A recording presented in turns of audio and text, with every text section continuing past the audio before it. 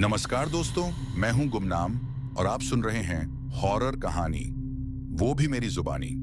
दोस्तों, आज की कहानी ट्रक ड्राइवर की है जिनका नाम देवेंद्र रावत है। तो चलिए अब यह कहानी देवेंद्र रावत के नजरिए से सुनते हैं।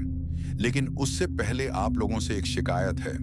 आप लोग स्टोरी को पूरा सुनते हैं लेकिन लाइक नहीं करते हैं। इस बार मैंने आप लोगों से बहुत उम्मीद लगाई है कि आप लोग इस बार वीडियो को लाइक भी करेंगे और चैनल को सब्सक्राइब करके अपना सपोर्ट भी जरूर दिखाएंगे। तो अब ज्यादा समय नहीं लेते हैं, चलिए कहानी की शुरुआत करते हैं। मेरा नाम देवेंद्र रावत है और मैं उत्तराखंड के पौड़ी गढ़वाल के एक छोटे से गांव सौखेत का रहने वाला हूं। आप लोगों ने हमेशा पहाड़ों को एक सुंदर, शांत, मंदिरों और देवभूमि से भरी जगह के रूप में देखा होगा। लेकिन सच बताऊं, पहाड़ों की जिंदगी उतनी आसान नहीं होती जितनी नीचे शहरों वाले लोग सोचते हैं। हमारे गांव में ज्यादा कुछ होता नहीं। खेत, जंगलात, 2-4 दुकानें, 3 रास्ते और एक पुराना स्कूल। पर हमारी सबसे बड़ी समस्या हमारी गरीबी है, क्योंकि यहाँ नौकरियां होती ही नहीं। इसलिए मेरे पिताजी भूपेंद्र रावत ने मुझे बचपन से सिखा दिया था कि पहाड़ों के लड़कों का असली सहारा होता है या तो फौज या ट्रक चलाना। फौज में मेरी तबीयत सही नहीं पड़ी और घर की मजबूरी देखकर मैंने 17 साल की उम्र में ही गाड़ियों के बीच अपनी जिंदगी बसा ली। आज मेरी उम्र 32 साल हो चुकी है और मैं पिछले 14 साल से एक ड्राइवर हूं। ट्रक चलाना कोई आम काम नहीं। रात के अंधेरे में जब पहाड़ों के ऊपर हवाएं तेज चलती हैं और रास्ते के किनारे बस घना जंगल होता है, तब आदमी को अपनी सांस की आवाज तक डर लगती है। और इस सब में मेरा एक ही दोस्त, मेरा साथी, मेरा भरोसा बन गया, पवन, गाड़ी का क्लीनर। उम्र 24 साल, नजारे देखने में मगन पर रात को बिल्कुल डरपोक। पवन भी मेरे जैसा गरीब घर से था। उसके पिताजी ने ठेकेदारी की नौकरी छोड़ी और शराब में जिंदगी बर्बाद कर दी। पवन ही घर का बोझ उठा रहा था, इसीलिए वह मेरे साथ ट्रक में काम करने आ गया। हम दोनों की रोजी रोटी इसी एक भारत बेंच 1617 ट्रक से चलती थी, जिससे हम कभी कोटद्वार से श्रीनगर, कभी ऋषिकेश से चमोली, कभी पौड़ी से रुद्रप्रयाग सामान ले जाया करते थे। लेकिन हमारे पहाड़ों में एक और चीज चलती है, पुरानी कहानियां, डायने, पहाड़ी भूत, छायाबंध आत्माएं जो जंगलों और पत्थरों पर चिपक कर चलती हैं। मेरे पिताजी कभी कभी शाम को चूल्हे के पास बैठकर कहते, देवेंद्र, पहाड़ का डर असल में अंधेरा नहीं, अंधेरे में रहने वाले पुरखे नहीं, असली डर वो चीजें हैं जिनका नाम हम चुप रहकर भी नहीं लेते। तब मैं हमेशा हंसता था। मुझे लगता था कि यह सब अंधविश्वास है। पर फिर एक रात, एक ऐसी रात जिसमें हवा में अजीब सी बदबू थी और पहाड़ों का सन्नाटा जैसे सांस रोके बैठा हो, मेरी जिंदगी हमेशा के लिए बदल गई। एक ऐसी रात जिसमें हम दोनों, मैं देवेंद्र रावत और मेरा क्लीनर पवन, पहाड़ी जंगल के उस हिस्से में फंस गए जहां लोग कहते हैं कि रात में छायाबंद डाकिनी घूमती है, जो रात के बाद किसी भी आदमी को ठीक ठाक वापस नहीं आने देती। उस दिन शाम को हम दोनों ने कोटद्वार के एक पुराने गोदाम में ट्रक लगाया था। सामान था सीमेंट की 40 बोरियां, कुछ लोहे की सरिये और 2 बड़े लकड़ी के तख्ते। यह सामान हमें रात में ही श्रीनगर तक पहुंचाना था। कोटद्वार का गोदाम हमेशा की तरह भीड़ से भरा हुआ था। मजदूर चिल्लाते, ट्रॉली की जंजीर की घिस-घिस की आवाज और ट्रकों के साइलेंसर का धुआं, सब मिलकर एक अजीब सा माहौल बना रहे थे। पवन ने थोड़ा पसीना पोंछकर कहा, भैया, आज हम रात में चलेंगे? पहाड़ी रास्ते रात को ठीक नहीं होते। मैं हंस दिया, अरे पवन, पैसा रात को ही मिलता है। कंपनी ने कहा है कि जरूरी डिलीवरी है, जल्दी निकलना पड़ेगा। उसने सिर हिलाया, पर उसकी आंखों में वो छुपा हुआ डर मुझे साफ दिख रहा था। लोडिंग लगभग 8:30 बजे रात तक पूरी हुई। मजदूरों ने बोरियां अंदर जमाई, जंजीर लगाई और तिरपाल बांध दिया। मैं ड्राइवर सीट में बैठा और गाड़ी स्टार्ट की। ट्रक का इंजन धड़ धड़ धड़ की आवाज करता हुआ जाग उठा। उसी वक्त हवा में एक अजीब सी ठंड का झोंका आया, नवंबर की ठंड थी, लेकिन उस झोंके में कुछ और ही था। एक बासी सी गंध, जैसे पुराना जंगल भीग कर सड़ गया हो। पवन ने अपनी स्वेटर कसकर कहा, भैया, अजीब हवा चल रही है, आपको महसूस हुआ? मैंने सहजता से कहा, हवा का क्या है पवन, पहाड़ी हवाएं कभी भी बदल जाती हैं। पर दिल में एक हल्का सा इशारा आया कि बात सामान्य नहीं। रात के 9 बजे हमने कोट द्वार का शहर पीछे छोड़ दिया। सड़क की बत्तियां खत्म होने लगीं और पहाड़ी रास्ते अपना असली रूप दिखाने लगे। अंधेरा, कच्चापन और बिल्कुल सुनसान। ट्रक धीरे धीरे चढ़ाई चढ़ रहा था। बाएं तरफ गहरी खाई, दाएं तरफ घना जंगल, बीच में सिर्फ एक पतली सी सड़क। ट्रक की हेडलाइट दूर तक जंगल को चीर रही थी। कहीं कहीं धुंध के पतले जाल से चमक लौट आती। पवन ने सिगरेट जलाई और धीरे से बोला, भैया, ये रात कुछ अलग लग रही है। पहले कभी ऐसी हवा और इतना सन्नाटा नहीं देखा। मैंने ट्रक का शीशा थोड़ा ऊपर चढ़ाया और उसके कंधे पर हाथ रखा। डर मत, रात और जंगल दोनों आदत से चलने वाले होते हैं। हम पुराने ड्राइवर हैं, कुछ नहीं होगा। पर अंदर ही अंदर मेरी अपनी अनुभूति भी कह रही थी कि कुछ ठीक नहीं। पहाड़ी रास्ते जब गहरे जंगल में घुसते हैं तो हवा में एक अजीब सी ऊर्जा भर जाती है, जैसे कोई देख रहा हो, कोई साथ चल रहा हो या कोई रास्ता रोकने के इंतजार में हो। ट्रक का इंजन अपनी स्थिर आवाज में गूंज रहा था, लेकिन जंगल का सन्नाटा और गहरा होता जा रहा था। और फिर लगभग 9:40 रात पर हम एक ऐसे मोड़ पर पहुंचे जिसे लोग बांस खड्डा टर्निंग कहते हैं। यही वो जगह थी जहां से पहाड़ी कहानियां शुरू होती हैं। डायने, प्रेत और वो परछाई जो पत्थरों से चिपक कर चलती है, जिसे हम लोग बचपन से सिर्फ एक नाम से जानते थे, छाया बंद डाकिनी। उसके बाद सफर आगे बढ़ता रहा। मैं, देवेंद्र रावत, स्टीयरिंग पकड़े खामोशी से ट्रक चला रहा था और पवन भी चुपचाप आगे रास्ते की तरफ देख रहा था। हम दोनों अब कुछ शांत हो चुके थे। तभी अचानक किसी औरत की चीख सुनाई दी। पवन घबराकर बोला, भैया, ये कैसी आवाज थी? क्या आपने सुनी? एक औरत चीखी है। मैंने सांस रोककर कहा, हाँ पवन, ये आवाज मैंने भी सुनी, लेकिन इतनी रात, इतने अंधेरे में, इन पहाड़ों के बीच आखिर किसी औरत की आवाज कैसे आ सकती है? ये तो बहुत अजीब है। उसके बाद आवाज एकदम बंद हो गई। माहौल इतना शांत हो गया कि ऐसा लग रहा था जैसे कोई हमें पहाड़ की चोटियों से घूर रहा हो और इस दुनिया में हमारे अलावा कोई भी नहीं हो। क्योंकि जिस पहाड़ी रास्ते से हम दोनों ट्रक लेकर जा रहे थे, उस रास्ते का इस्तेमाल बाकी ड्राइवर कभी नहीं करते। यह रास्ता अपने अजीब और भयावह हादसों के लिए मशहूर है, लेकिन मैं इन बातों पर भरोसा नहीं करता था। इमरजेंसी डिलीवरी थी और यह रास्ता छोटा पड़ता था, इसलिए मैं यहीं से जा रहा था। पवन काफी परेशान और डरा हुआ लग रहा था, क्योंकि वह थोड़ा डरपोक था। लेकिन उस औरत की आवाज के बाद काफी देर तक कुछ नहीं हुआ, तो हम दोनों फिर थोड़े सामान्य हो गए और सफर ठीक ठाक गुजर रहा था। अचानक मैंने जोर से ब्रेक मार दिया, क्योंकि हमारे ट्रक के ठीक सामने कोई सड़क पर लेटा हुआ दिखाई दिया। पवन भी देखकर हैरान रह गया। इतनी रात को इस सुनसान पहाड़ी रास्ते पर कौन सड़क के बीच लेटा होगा? मैंने हॉर्न बजाया, हाथ से इशारा किया कि हट जाओ, लेकिन कोई असर नहीं हुआ। जो भी वहां लेटा था वह जरा भी नहीं हिला।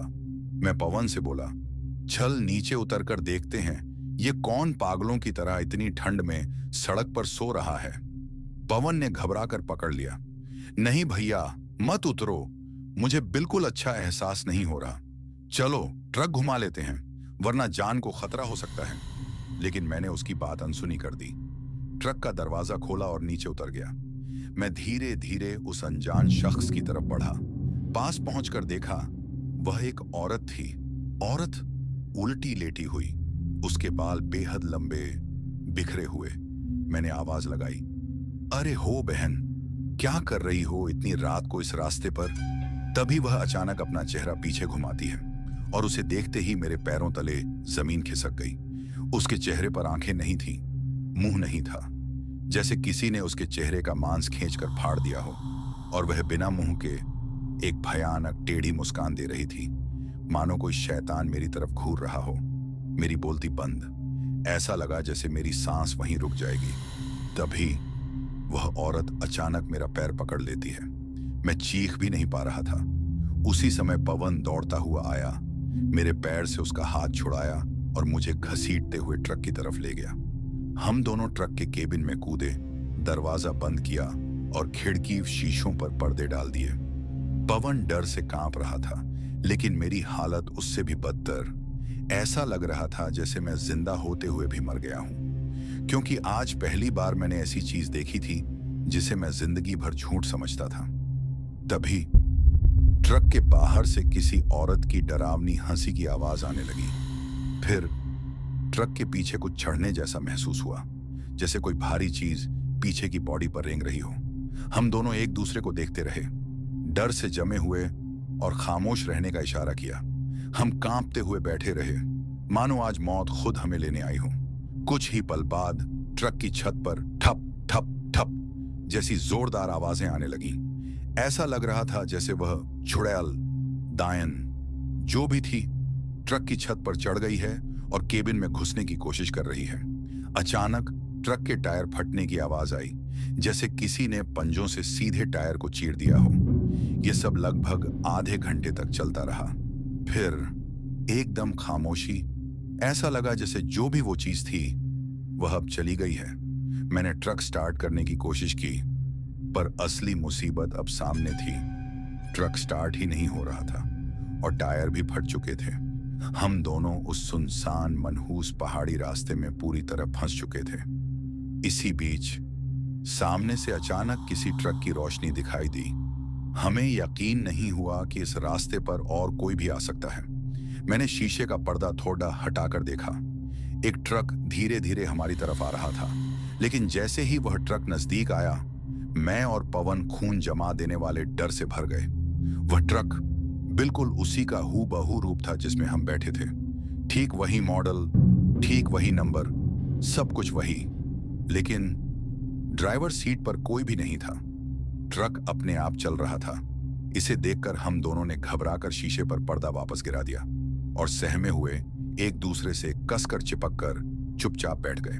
ड्राइवरलेस ट्रक के बिल्कुल सामने रुकने के बाद जैसे ही हमने पर्दा हटाकर देखा, वह ट्रक हवा में घुला हुआ सा गायब हो चुका था। न उसकी हेडलाइट्स, न इंजन की आवाज, न टायर के निशान, बस रात का बेहुदा सन्नाटा और जंगल से आती थोड़ी सी धुंध की परछाई।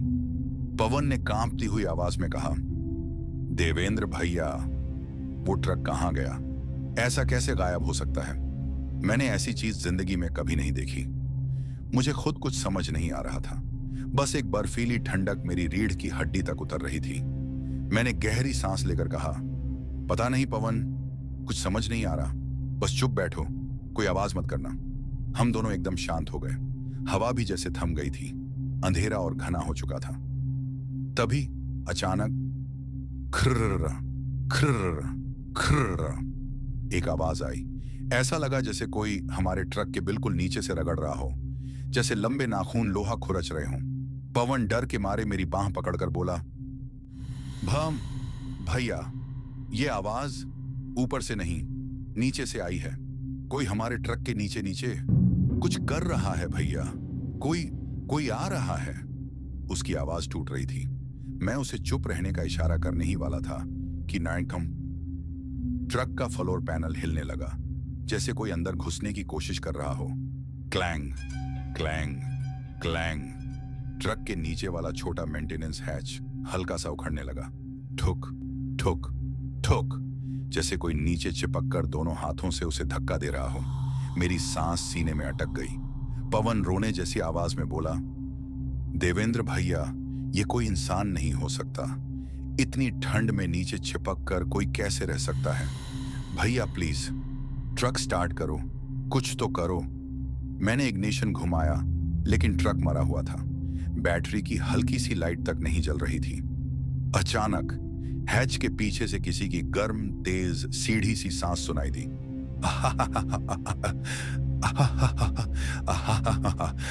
जैसे कोई मुंह लगाकर हमारे ठीक नीचे हौफ हौफ कर रहा हो। पवन ने अपने दोनों हाथों से मुंह बंद कर लिया ताकि वह चीख न पड़े। उसके आंसू केबिन की हल्की रोशनी में चमक रहे थे। लेकिन असली डरावना पल तब आया जब हैच की दरार से एक पतली, काली, टेढ़ी उंगली बाहर सरकी, जिसके नाखून बेहद लंबे और मुड़े हुए थे। वह उंगली ऊपर की तरफ कभी खर्र खर्र करते हुए खरोंचती, कभी टोक टोक टोक करती हुई हल रही थी, मानो कोई कह रहा हो, अंदर आ जाने दो। ट्रक का लोहे का फ्लोर उस नाखून से चिड़चिड़ाने लगा। हम दोनों पत्थर की तरह जमे पड़े थे, हिल भी नहीं पा रहे थे। पवन कांपते हुए बोला, भैया, ये दाकिनी की छोटी छोटी परछाइयां होती है ना, जो पहले नीचे चिपक कर आती हैं। क्या ये वही चीज है भैया? मेरे पास कोई जवाब नहीं था, सिर्फ डर, सिर्फ कांपता हुआ खून, सिर्फ मौत जैसा सन्नाटा और केबिन में घुटी हुई हवा। हैच की रगड़ अचानक रुक गई, सब कुछ एकदम डेड साइलेंट। लेकिन यह सन्नाटा और खतरनाक था। ऐसा लग रहा था कि वह चीज अब ऊपर चढ़ रही है। और तभी ट्रक का बोनट एक जोरदार धाड़ से हिल गया, जैसे कोई ऊपर चढ़ गया हो। बौने के थर्र थर्र हिलने की आवाज अब धीरे धीरे रुकने लगी, लेकिन रात का सन्नाटा और गहरा होता जा रहा था। पवन ने एक पल के लिए मेरी तरफ देखा। उसकी आंखें डर से बिल्कुल लाल हो चुकी थीं और होंठ कांप रहे थे। मैं धीरे से साइड मिरर की तरफ नजर घुमाता हूं और तभी मिरर अपने आप हिलना शुरू हो जाता है, बिल्कुल ऐसे जैसे कोई ऊपर से पकड़कर उसे एडजस्ट कर रहा हो। टिक टिक टिस सेक। मिरर कभी बाएं, कभी दाएं, कभी ऊपर, कभी नीचे। पवन सचमुच रो पड़ता है। देवेंद्र भैया, कोई ऊपर ही बैठा है, कोई हमें देख रहा है। मैं हिम्मत जोड़कर मिरर में झांकता हूं और जिस चीज ने मेरी रूह जमा दी, मिरर में एक चेहरा था, मगर उल्टा, पूरी तरह उल्टा लटका हुआ। आंखें नहीं, बस अंधेरे जैसी गहरी खाली गुफाएं, जैसे किसी ने दो काले कुएं खोद दिए हों। उसका मुंह कंधों की तरफ लटक कर सीधा नीचे फटा हुआ, मानो किसी ने दोनों तरफ से काट कर खींच दिया हो। और वह चेहरा सीधे मेरी तरफ देखकर मुस्कुराने की कोशिश कर रहा था। मिरर में दो चीजें बहुत साफ दिख रही थीं। एक, उसके गले में लटकता हुआ काला धागा दो, और उसके हाथ जो ट्रक की छत पर ऐसे चिपके हुए थे जैसे उसकी उंगलियां लोहे में धंस गई हों। अचानक छिक, साइड मिरर एक भयानक झटके से टूट गया। कांच के टुकड़े दरवाजे से टकराकर नीचे गिरने लगे। मिरर टूटने के साथ ही एक आवाज आई। आवाज नहीं, सांस, बिल्कुल हमारे केबिन के ऊपर से।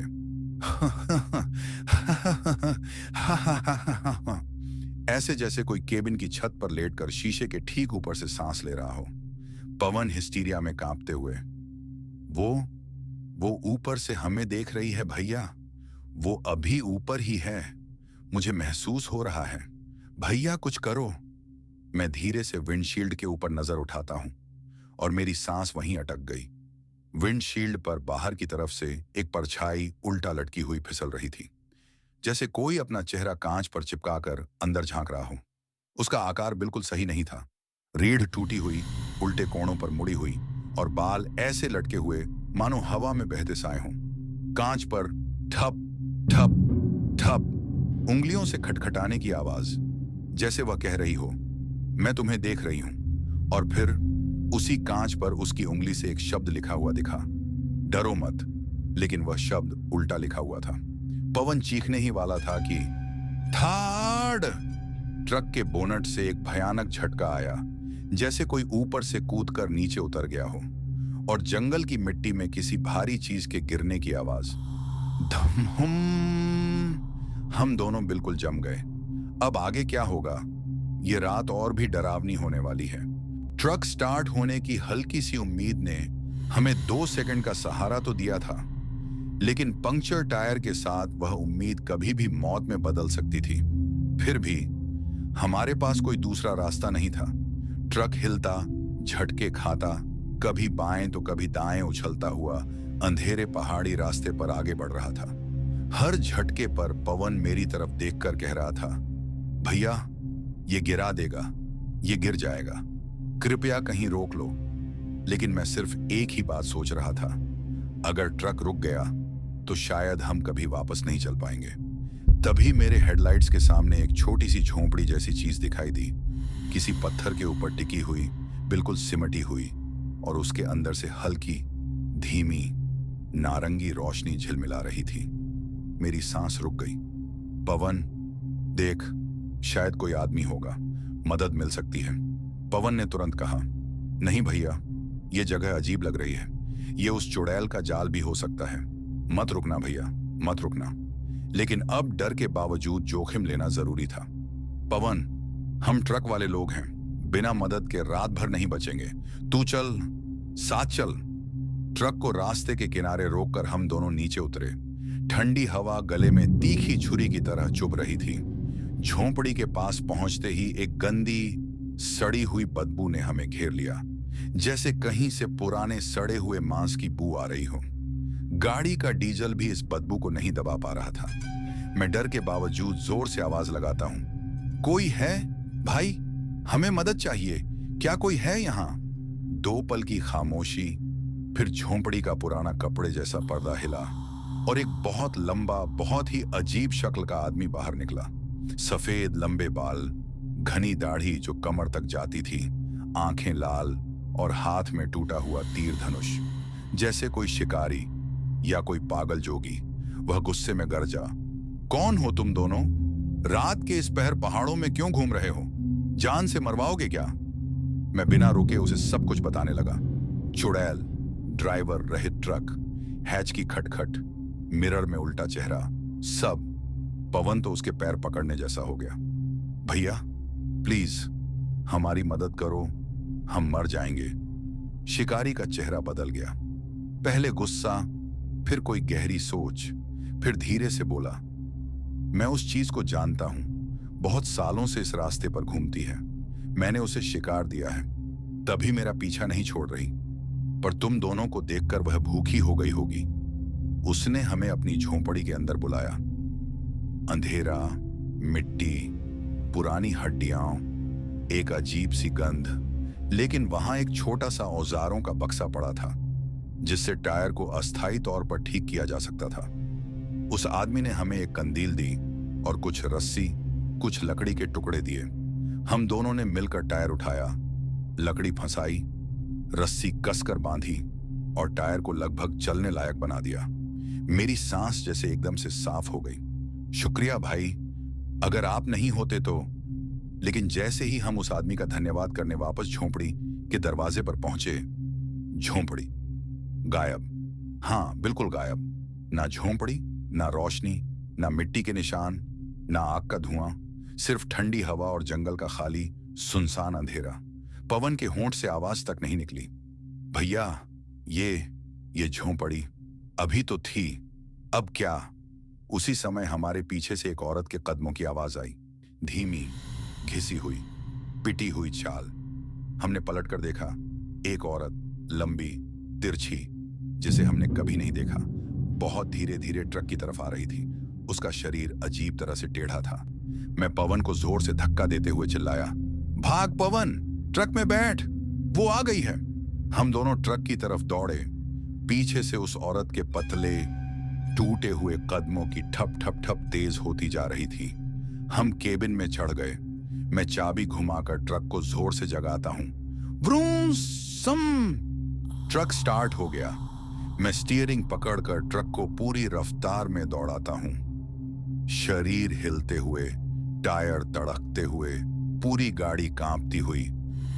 बस एक ही सोच, जितनी दूर, जितनी जल्दी इस शैतानी पहाड़ से निकलना होगा। देवेंद्र ने ट्रक को एक तेज, खतरनाक पहाड़ी मोड़ पर संभालते हुए धीरे किया। हवा और तेज हो चुकी थी। पत्तों का झुंड एक अजीब सा हिस्सा करता हुआ हवा में घूम रहा था। देवेंद्र ने पीछे देखा। पवन, अरे लाइट सीधी रख। उफ, ये लड़का भी ना। लेकिन टॉर्च पिछले टायर पर सीधी नहीं थी। टॉर्च वहां थी ही नहीं, और पवन भी नहीं। देवेंद्र का दिल एकदम से बैठ गया। वो ट्रक से उतरकर जोर से आवाज लगाता है, पवन, ओए कहां गया? लेकिन पहाड़ों में आवाज बस गूंज कर लौट आती है, इंसान के जवाब जैसी नहीं, बल्कि किसी और चीज की फुसफुसाहट जैसी। हान, जैसे किसी ने उसकी ही आवाज को नकल करके वापस बोल दिया हो। देवेंद्र का गला सूख गया। पवन कभी ट्रक से बिना बताए नहीं उतरता था। वह दोनों हाथों में टॉर्च लेकर सड़क के किनारे झाड़ियों में देखने लगा। रजाई जैसी ठंड थी, पर देवेंद्र को अचानक एक गर्म सा झोंका महसूस हुआ और फिर झाड़ियों के अंदर से पवन की टॉर्च जलती बुझती दिखी। लेकिन टॉर्च किसी इंसान के हाथ में नहीं थी। वह टॉर्च हवा में लटक रही थी, धीरे धीरे हिलती हुई, जैसे कोई ना दिखने वाली हस्ती उसे पकड़े हुए हो और देवेंद्र की तरफ घुमा रही हो। देवेंद्र की सांस रुक गई। टॉर्च के पीछे कुछ लंबे, टेढ़े, पतले पैरों जैसी परछाइयां हिली और फिर एक हल्की, दाढ़ी फटी सी छोटी बच्ची की आवाज आई, भैया, ये जगह मेरी है। देवेंद्र डर के मारे अपनी टॉर्च हाथ से गिरा देता है। रात के अंधेरे पहाड़ में ट्रक पूरी स्पीड से हिलता जुलता नीचे की तरफ भाग रहा था। देवेंद्र का हाथ स्टीयरिंग पर मजबूती से जमा हुआ था, पर उसका दिल कभी इतना जोर से नहीं धड़का था। पवन खिड़की से बाहर झांक भी नहीं पा रहा था। उसकी सांसें उलझ रही थीं। तभी ठाक, इतनी जोर की चोट जैसे कोई भारी चीज सीधे केबिन के ऊपर गिर गई हो। ट्रक एक पल को कांप उठा, जैसे कोई जिंदा आदमी ऊपर चल रहा हो। पवन का गला सूख गया। वह धीरे से बोला, भैया, कोई ऊपर है। देवेंद्र ने जरा सा नजर ऊपर उठाई। केबिन की टिन छत से खुरचने की आवाज आ रही थी। कर्र कर्र, किसी के बड़े बड़े नुकीले नाखून धातु की परत उधेड़ते हुए हवा में मिट्टी उड़ रही थी। पहाड़ों की खामोशी में बस ट्रक की घरघराहट और वही डरावनी खुरच खुरच की आवाज।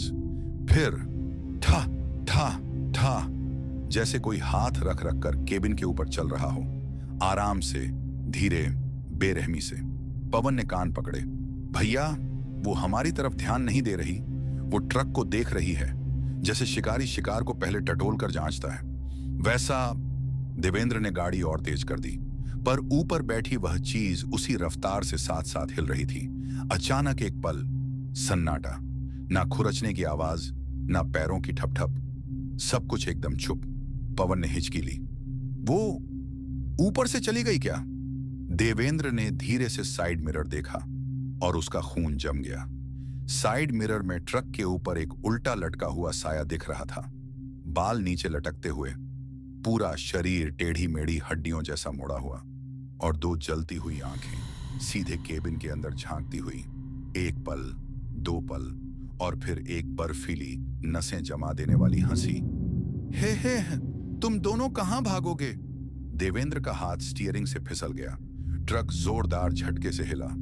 पवन चीखा, भैया, वो केबिन की तरफ आ रही है। और तभी फ्रंट विंडशील्ड पर धप, जैसे उसने मुक्का मारा हो। कांच में पतली पतली दरारें फैलने लगीं। ट्रक की रफ्तार तेज हो चुकी थी, पर केबिन के अंदर की हवा जैसे ठहर गई थी। पवन का हाथ देवेंद्र की बांह से चिपका था, पर उसकी सांसें तेज और टूटी टूटी चल रही थीं।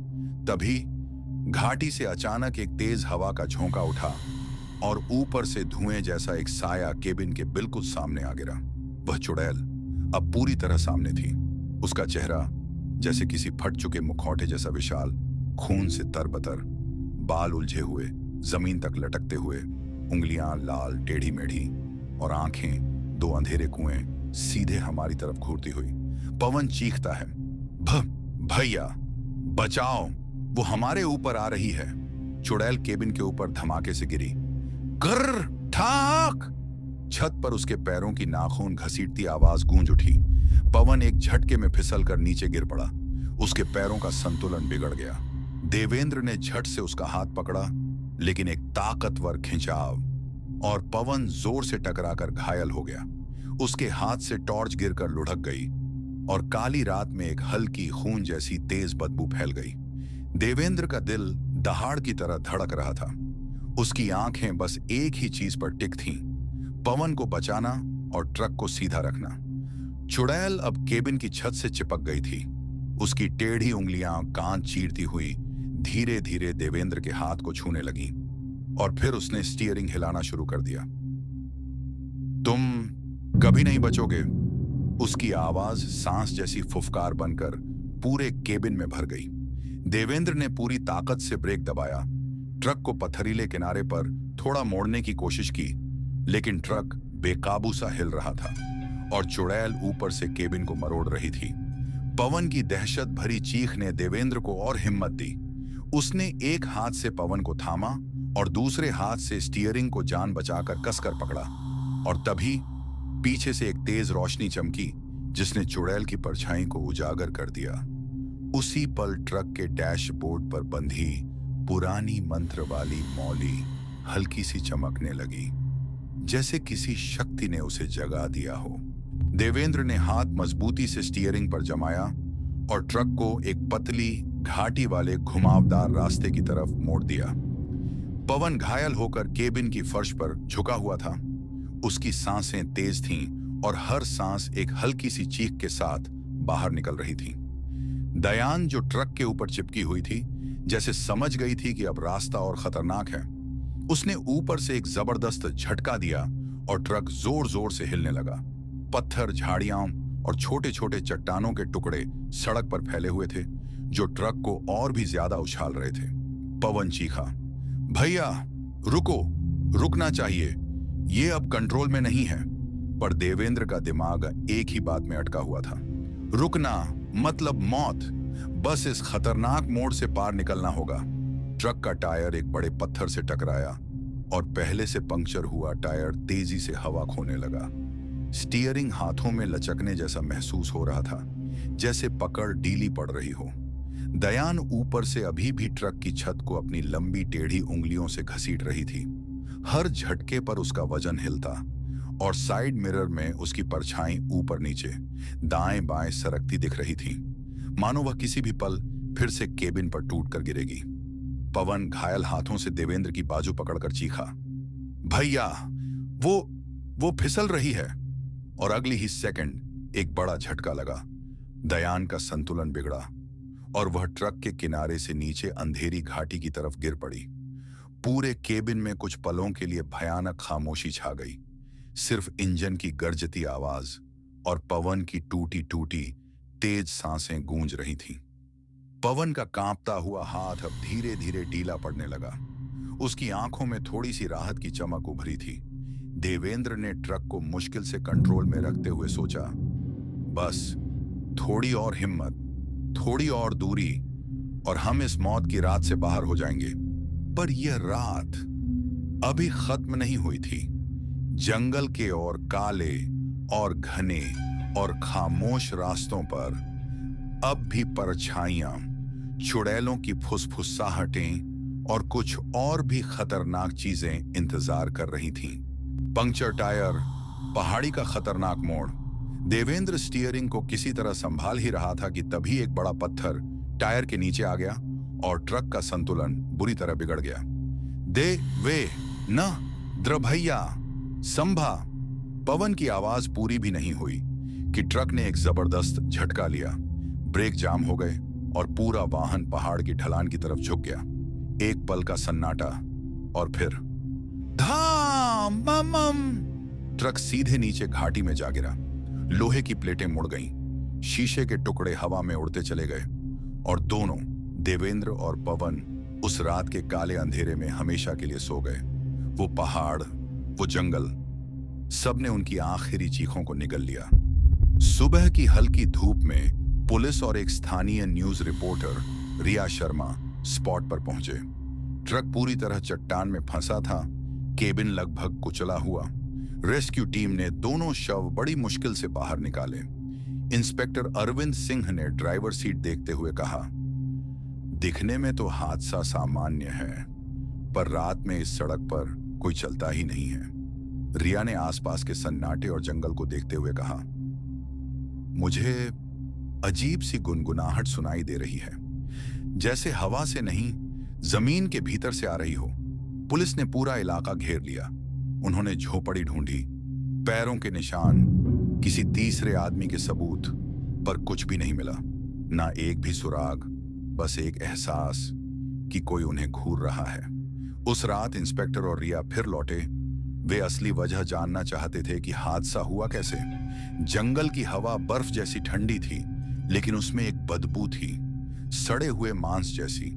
रिया ने अपना माइक ऑन करते हुए कहा, अगर ये सड़क सच में प्रेत बाधित है तो देवेंद्र और पवन ने आखिर देखा क्या था। इंस्पेक्टर टॉर्च से अंधेरे में राह को स्कैन कर रहे थे। तभी उनके पीछे खर्र खर्र जैसी कोई आवाज हुई। रिया ने धीमे स्वर में पूछा, इंस्पेक्टर, आपने सुना? इंस्पेक्टर मुड़कर बोलते उससे पहले एक पतला टेढ़ा मेढ़ा हाथ उनके कंधे को हल्का सा छू गया।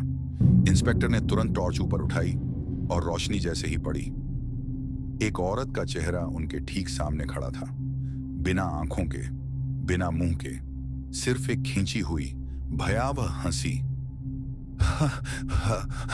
रिया चीखने ही वाली थी कि दयान एक झटके में पुलिस कांस्टेबल पर टूट पड़ी। एक कांस्टेबल ने गिरते ही पिस्तौल निकाली। Fire fire! 2-3 गोलियां चली, लेकिन दयान गोली लगते ही धुएं की तरह हवा में घुल गई और अगले ही पल किसी और जगह प्रकट हो गई, मानो छाया कोई खेल खेल रही हो। फिर उसने एक कांस्टेबल की गर्दन पकड़कर एक झटका दिया।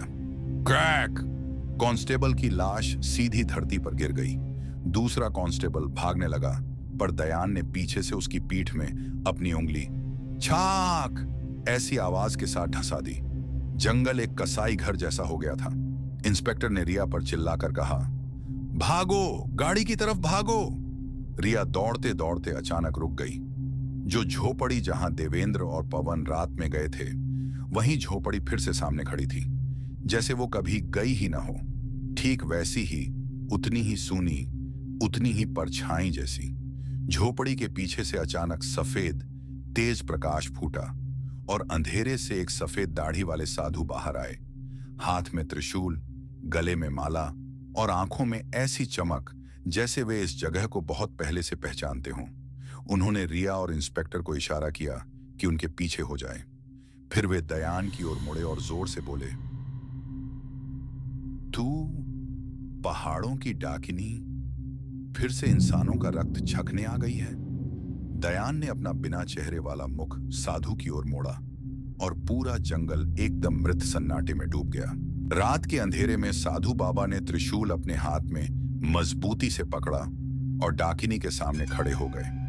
पर डाकिनी अपनी आंखों के गड्ढे खोलती है और एक अजीब सी मानसिक लहर पूरी कुटिया और आसपास के जंगल में फैल जाती है। इंस्पेक्टर अरविंद और रिया को पहले तो लगता है जैसे हवा में कुछ हिला है, फिर धीरे धीरे उनका दिमाग उलझने लगता है। इंस्पेक्टर अरविंद ने टॉर्च जोर से उठाकर देखा और देखा कि रिया घबराकर उन पर हमला करने लगती है, जैसे उसका दिमाग डाकिनी के काबू में हो। रिया चीखती है, नहीं इंस्पेक्टर, आप मुझे क्यों मारने लगे? और इंस्पेक्टर भी अपनी बंदूक उठाकर मानसिक नियंत्रण में एक दूसरे पर निशाना साधने लगते हैं। साधु बाबा जोर जोर से मंत्र बोलते हैं। त्रिशूल की नोक से रोशनी और ऊर्जा का एक गुंबद सा बन जाता है, जो एक सुरक्षा ढाल की तरह इंस्पेक्टर और रिया को घेर लेता है। पर डाकिनी उस ढाल के बाहर से भी अपनी मानसिक शक्ति भेज रही है। वह कुटिया की परछाइयों में हिलती है और एक एक करके सबको उलझाने की कोशिश कर रही है, मानो पूरा जंगल उसके काबू में हो। तुम सोचते हो तुम मुझे रोक सकते हो? मैं सिर्फ इंसान नहीं, मैं इस जंगल की परछाई हूं। उसकी आवाज सबके दिमाग में गूंज रही थी, बिना किसी वास्तविक ध्वनि के। साधु बाबा को पहले इंस्पेक्टर और रिया को शांत करना था, तभी उन्हें एक चालाक उपाय सूझता है। डाकिनी की मानसिक लहर को एक केंद्रित मंत्र से बांध दिया जाए, तभी शायद वह कुछ समय के लिए कमजोर पड़ सके। साधु बाबा ने अपने त्रिशूल को जमीन पर जोर से पटका।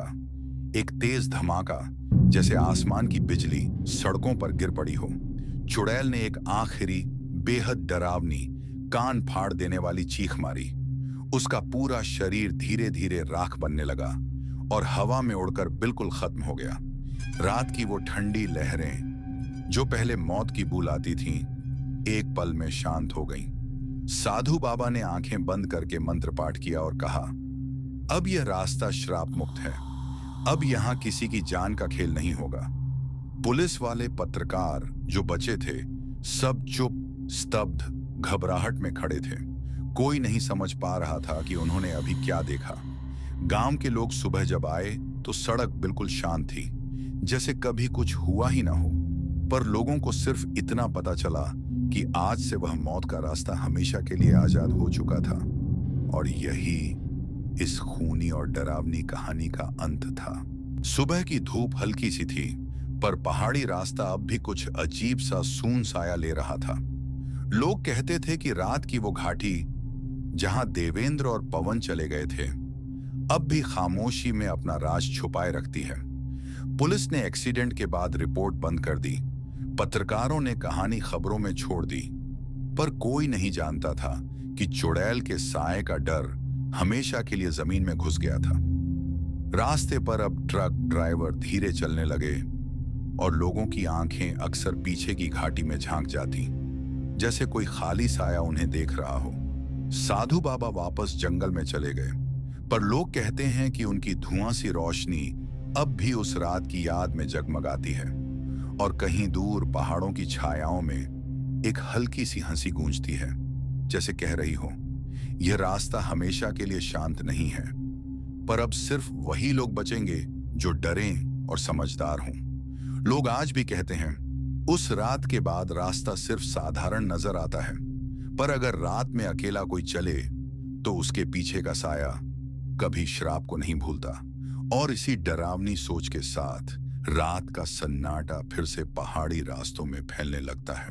तो मेरे प्यारे दोस्तों, आज की यह डरावनी और सच्ची कहानी खत्म होती है, लेकिन मैं इस चैनल में आप लोगों के लिए हर दिन एक अनोखी और सच्ची ट्रक ड्राइवर की आपबीती और कहानी लेकर आता हूं। लेकिन आप लोगों से मेरी एक रिक्वेस्ट है, प्लीज हमें सपोर्ट करने के लिए हमारे इस वीडियो को लाइक करके चैनल को सब्सक्राइब कर लीजिए।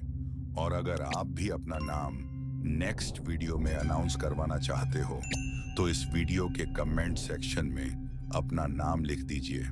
और हम लोग मिलते हैं नेक्स्ट वीडियो में एक नए और डरावनी कहानी के साथ। तब तक अलविदा।